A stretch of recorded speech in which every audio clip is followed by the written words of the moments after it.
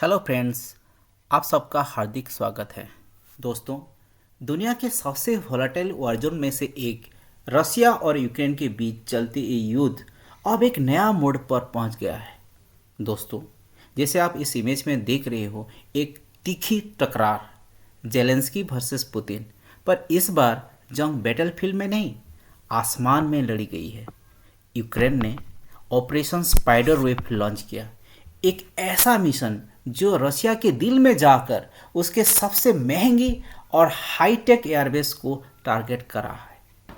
ये UPSC PSC aspirants के लिए सिर्फ एक न्यूज़ नहीं है दोस्तों, ये एक परफेक्ट केस स्टडी है जियोपॉलिटिक्स, ड्रोन वॉरफेयर और स्ट्रैटेजिक थिंकिंग की। ये टॉपिक आपके जीएस पेपर 2, जीएस पेपर 3 दोनों के लिए इम्पोर्टेंट है। तो चलिए शुरू करते हैं ऑपरेशन स्पाइडर वेव की टेक्टिकल और साइकोलॉजिकल जर्नी को। चलिए शुरू करते हैं। ये न्यूज़ में क्यों आया, इसमें क्या हुआ है, चलिए घटनाक्रम को देखते हैं। दोस्तों, 5 जून 2025 को यूक्रेन ने एक सर्जिकल और स्ट्रेटेजिक ऑपरेशन लॉन्च किया, ऑपरेशन स्पाइडर वेव। नाम ही काफ़ी है, जैसे एक मकड़ी अपने जाल से दूर तक शिकार पकड़ती है, वैसे ही यूक्रेन ने अपने ड्रोन से, हाँ दोस्तों, ड्रोन से रशिया के अंदर के एयर बेसिस को स्ट्राइक किया। जैसे आप स्क्रीन में देख रहे हो, ये 100 of kilometres from the front lines है, 100 of kilometre from the front lines है। इतने अंदर जाके ये स्ट्राइक किया है। ये कोई आर्म ड्रोन अटैक नहीं है दोस्तों, ये था एक technologically superior AI coordinated satellite driven strike, जिसमें यूक्रेन ने कम से कम 40 रशियन जेट्स या तो डिस्ट्रॉय कर दिया या ऑपरेशनल यूज के लायक ही नहीं छोड़ा।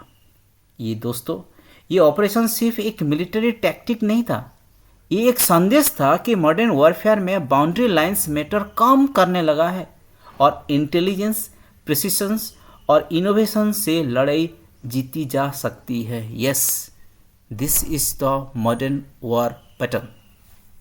हाँ दोस्तों, इस टॉपिक को और गहराई से हम समझते हैं कुछ विजुअल्स के माध्यम से। चलिए मैं आपको एक विजुअल्स दिखाता हूँ। 2022 से साल गुजरते गुजरते जब कैलेंडर में 1 जून 2025 आया, वो दिन जब रशिया के आसमान आग से भर गया, रात के अंधेरे में यूक्रेन एक ज़बरदस्त, एक हिम्मत भरा ऑपरेशन लॉन्च किया जो पूरी रशिया को, पूरी दुनिया को हिला कर रख दिया। दोस्तों, इस ऑपरेशन का नाम दिया गया ऑपरेशन स्पाइडर वेव। ये एक आम हमला नहीं था, ये एक बहुत बड़ा मास्टर स्ट्रोक था, एक सिस्टमेटिक वॉरफेयर था। सोचिए दोस्तों, एफपीवी ड्रोन से अटैक 21st सेंचुरी का, जो ट्रक से अंदर छिप कर रशिया के अंदर तक स्मगल किया गया, और फिर एक बड़ा बम धम 5 एयर बेसेस अलग अलग जगह टाइम जोन्स में एक साथ बहुत बड़ा धमाका। टारगेट्स था रशिया के स्ट्रैटेजिक बम्बर्स 295S, 222 MS3 और A50 AWACS। रिपोर्ट्स के मुताबिक 40 से ज़्यादा एयरक्राफ्ट डिस्ट्रॉय किया गया, डैमेज किया गया। हजारों करोड़ का दोस्तों नुकसान किया गया है रशिया का, हजारों करोड़ का नुकसान रशिया का किया गया। रशिया के लॉन्ग रेंज स्ट्राइक सिस्टम को पूरी तरह बर्बाद किया गया। ग्राउंड पे आग का गोला, हर तरफ अफरा तफरी, ट्रक्स भाग रहे थे। ये डिस्ट्रक्शन आप देख सकते हो, पूरी तबाही, पूरी बर्बादी, सिर्फ आग ही आग, आग ही आग। हाँ दोस्तों, ये विजुअल देखने के बाद ये तो क्लियर हो गया कि ये ऑपरेशन सिर्फ एक फिजिकल अटैक नहीं था, ये एक multi layer strategic breakthrough था। सबसे पहले आता है स्ट्रेटेजिक एस्केलेशन।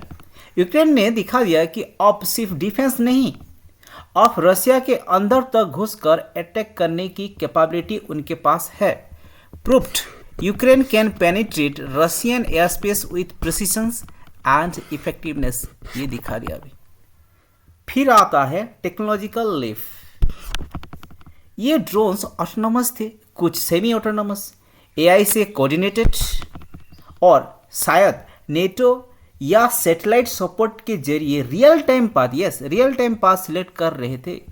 ये सिर्फ मशीन नहीं थे, ये एक न्यू एज सोल्जर थे, अनमेंट, लेकिन फुल प्रिसीजन के साथ ये स्ट्राइक हो पाया। और तीसरा दोस्तों, जो सबसे सटल लेकिन पावरफुल इम्पैक्ट था साइकोलॉजिकल इम्पैक्ट, साइकोलॉजिकल वॉरफेयर। जब रशिया जैसे मिलिट्री जायंट के अंदर के एयर बेसिस वनरेबल हो जाते हैं तो उससे फिर डिफेंस क्रेडिबिलिटी क्वेश्चन में आ जाते हैं। यूक्रेन के लिए ये एक मोरल बूस्टर था, नेटो के लिए एक मोरल बूस्टर था, पूरे दुनिया के लिए एक वार्निंग बेल था दोस्तों, पूरे दुनिया के लिए एक वार्निंग बेल था। टारगेटेड एयरबेस बोरोंज, बेलगोर्ड, कास्नोडर, ये टारगेटेड एयरबेसिस था। एयरक्राफ्ट डैमेज्ड, हम सबको याद रखना होगा, प्रीलिम्स में, एमसीक्यू में, सारे में आएंगे। SU-30, SU-34, MiG-31। Technology used, technology का कोर था AI गाइडेड ड्रोन्स जो लो ऑल्टीट्यूड पे फ्लाई करते हुए राडार डिटेक्शन से बच गया। Yes, war started.